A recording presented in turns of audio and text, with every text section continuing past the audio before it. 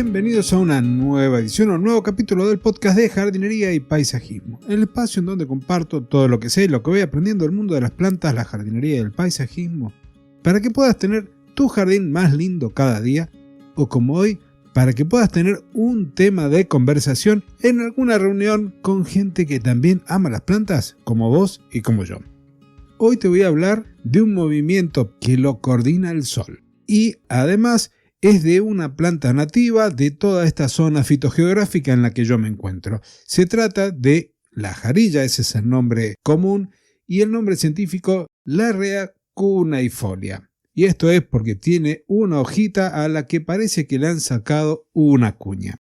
Y si te preguntás cómo es que he traído este tema hoy aquí, habiendo hablado en algún episodio lejano también sobre el movimiento de las plantas, y es porque estaba escribiendo un episodio para LinkedIn hablando de orientación dentro de los jardines terapéuticos, cómo organizar los elementos y las plantas para orientar a las personas, y mientras investigaba dentro de los documentos que tengo en la computadora, encontré un trabajo de investigación sobre el paraheliotropismo.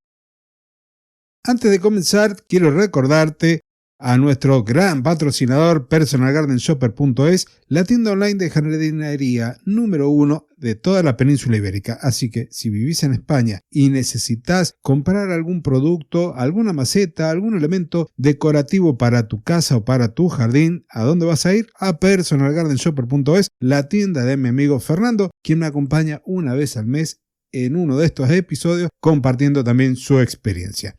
Y ahora sí, entonces, comenzamos a hablar de este movimiento de las plantas porque sí, aunque pueda parecer mentira, todavía hay personas que dudan de que las plantas se muevan, que piensan que están ancladas al suelo y firmes, pero ¿y si yo le dijera o si le dijéramos que están en constante movimiento y que responden a su entorno de formas realmente increíbles y a veces muy complicadas? Bien, hoy entonces vamos a descubrir cómo estas plantas podríamos decir que bailan con el sol y como caso estrella, podemos decir así, vamos a hablar de una planta que es muy cercana a mí, adaptada a los paisajes áridos argentinos, esta jarilla que también recibe el nombre de jarilla norte-sur. Empecemos con lo más evidente, el sol. La luz solar es la fuente de energía primordial para las plantas a través de la fotosíntesis, así que no es de extrañar que hayan desarrollado maneras de optimizar su exposición al sol o a veces de protegerse de ella. Hemos visto también muchas estrategias como vellosidades, ceras, pero hoy vamos a hablar del movimiento de las hojas. Seguro que todos hemos visto o escuchado sobre los girasoles que siguen al sol a lo largo del día. Este movimiento se llama heliotropismo y significa literalmente gira hacia el sol. Cuando el objetivo es captar la máxima luz posible, como lo hacen los girasoles jóvenes, para impulsar su crecimiento, hablamos de dialiotropismo, es decir, orientan sus hojas o flores perpendicularmente a los rayos del sol. Es como si desplegaran los paneles solares para no perderse ni uno de estos fotones que nuestro astro rey nos regala. Pero, ¿qué pasa cuando el sol es demasiado intenso, como ocurre aquí en Mendoza? Podemos imaginarlo entonces un sol abrasador al mediodía en todas las zonas áridas. Demasiada luz directa puede sobrecalentar la hoja y causar una pérdida excesiva de agua por la transpiración. Y entonces aquí entra una estrategia que es opuesta a la que te estaba comentando y se llama paraheliotropismo, y que la planta utiliza para evitar la luz solar directa, especialmente en las horas de mayor intensidad. Las hojas entonces se van a orientar de forma paralela a los rayos del sol, reduciendo así la superficie expuesta. Es una adaptación, te diría que crucial, para sobrevivir en condiciones donde se vive con un estrés hídrico y altas temperaturas. Muy común en las plantas de ambientes áridos y semiáridos. Y esto que te cuento no es una observación nueva.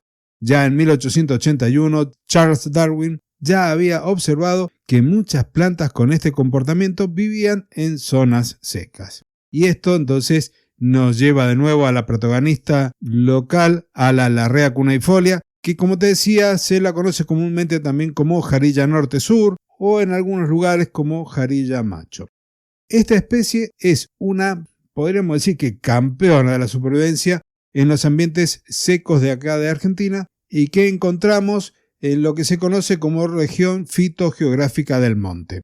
¿Y qué tiene de especial esta planta? Si observamos las hojas, vamos a ver que además de ser pequeñas, no se encuentran de forma horizontal como en la mayoría de las plantas, sino verticalmente. Están orientadas verticalmente como si fuese una paleta, es decir, perpendiculares al suelo y alineadas con un eje longitudinal que apunta aproximadamente en la dirección norte-sur. Esto significa que las caras principales de la hoja, el haz y el embés, miran hacia el este y el oeste.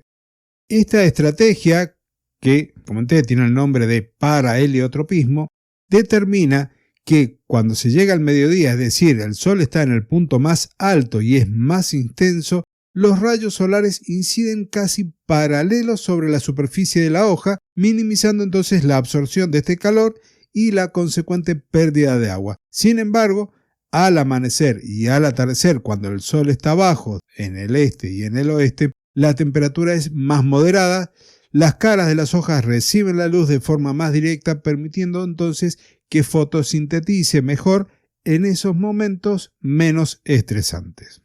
Y aquí te cuento que hay un estudio muy interesante realizado por Sandra Díaz y Antonio Mangioni en el Parque Nacional Sierra de las Quijadas, aquí en Argentina, que investigó precisamente este comportamiento.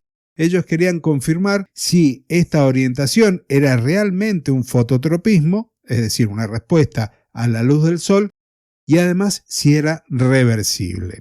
Entonces, te preguntarás, ¿qué hicieron?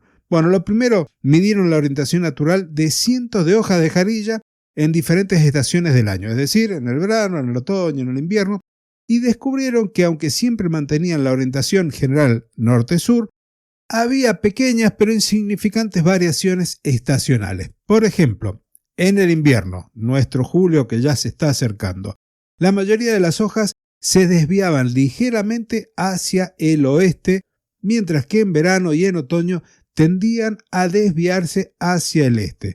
Esto sugiere entonces que la planta ajusta finamente su posición para optimizar la captación de la luz según el ángulo cambiante del sol a lo largo del año.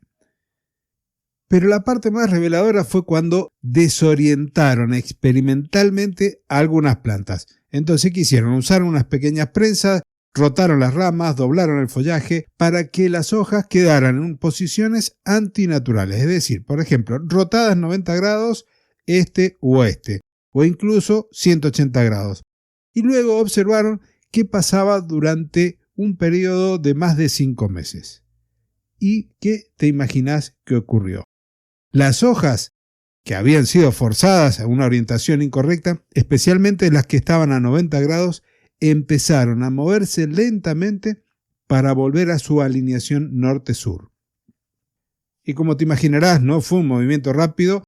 Después de 155 días habían corregido unos 20 grados la desviación inicial que se le había dado. Entonces, ¿qué se demostró aquí? Que la orientación es un proceso activo y reversible, compatible con el paraheliotropismo.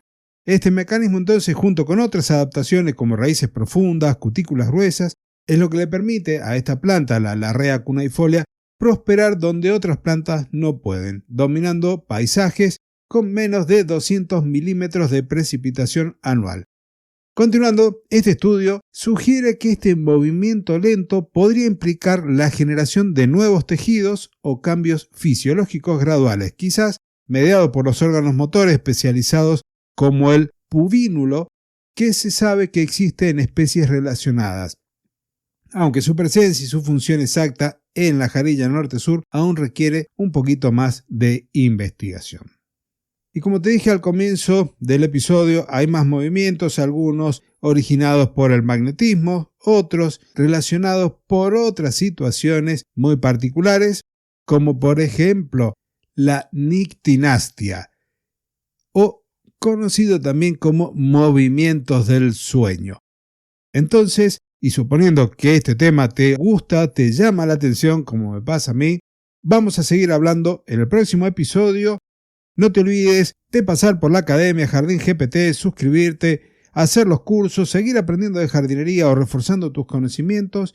Y con respecto a este episodio, valoralo, compartilo, déjame tu comentario para saber si te gusta, para saber si sigo trabajando sobre estos temas curiosos de la naturaleza. Así es que hasta aquí llegó hoy. Nos encontramos la próxima semana en un nuevo episodio de este podcast, tu podcast de jardinería y paisajismo. Hasta entonces y muchísimas gracias.